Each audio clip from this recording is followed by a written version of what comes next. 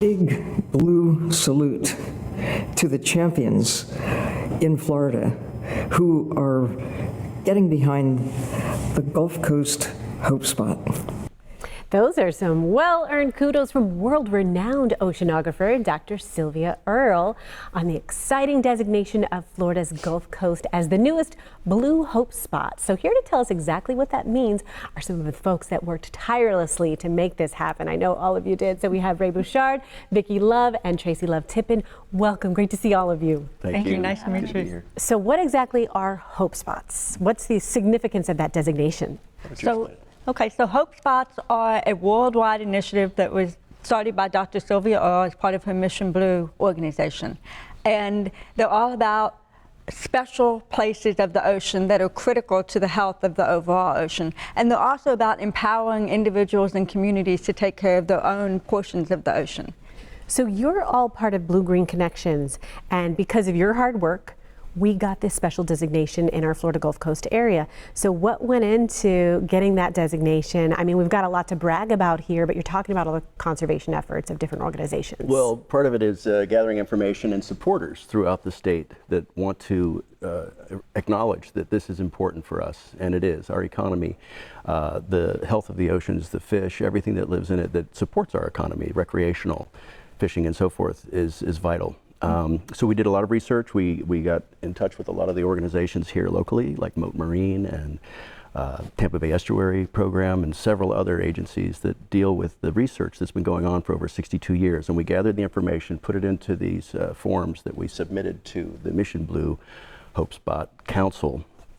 And then they determined that we do have a great deal of need for attention to the Gulf, because it's so vital to the health of all the oceans, because they're all connected.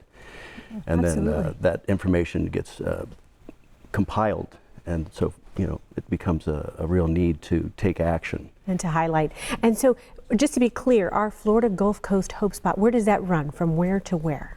It runs from Apalachicola Bay all the way down to 10,000 Island and seaward for about 100 miles. So it's a fairly large hope spot. We picked the northern boundary. See it right there, right? Yes, that's it.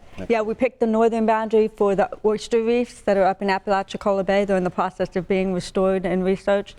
The south and the west boundaries cover a large portion of the hard rocky bottom. You can see that on there also, and the Florida middle grounds, and also blue holes that are being researched by Mote Marine.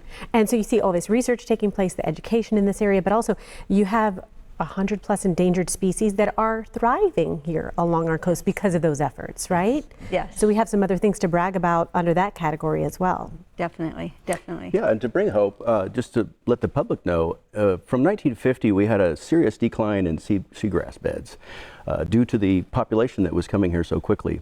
And Tampa Bay Estuary Program is very much involved and helped monitor the restoration of these seabeds through programs that protect certain areas. Now we're back to before 1950 levels. So there's a lot of hope, and there is a lot of good work being done here. And we love talking about that good work, but what are some of the threats? What are the things that we worry about with this coast? So one of the big threats is offshore drilling. We all saw what happened last time there was a big oil spill. That's obviously a huge threat, and the moratorium ends in just a few years. So we want to make sure that that doesn't happen again. The red tide is a big threat. And there's some question as to whether that's human caused or not, but it could very well be exacerbated by pollution running off into it and making it worse.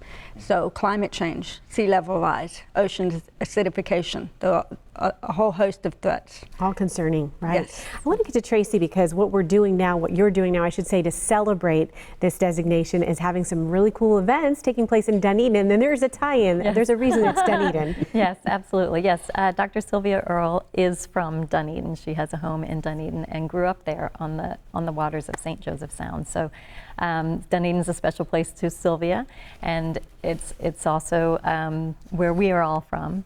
So, and the city of Dunedin has written a resolution in support of the Hope Spot. So there's a tie-in to that.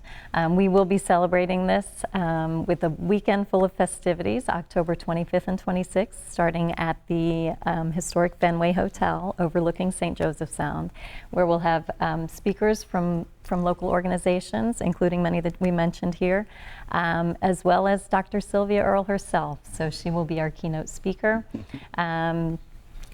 So that's great. We saw all the information up for when we can participate in all these events. Give us the dates one more time. I'm sorry. October 25th is the evening gala at the Fenway, and then October 26th we're going to have a scientific pub crawl festivities in downtown Dunedin. How do we participate? Where do we go online? BlueGreenConnections.org. You can get tickets there. Okay, well, this is such a big accomplishment, and why do we love living here in the Tampa Bay area? For the water. So The water. there you go. So thank you guys for doing what you're doing. Wonderful work. Thank you.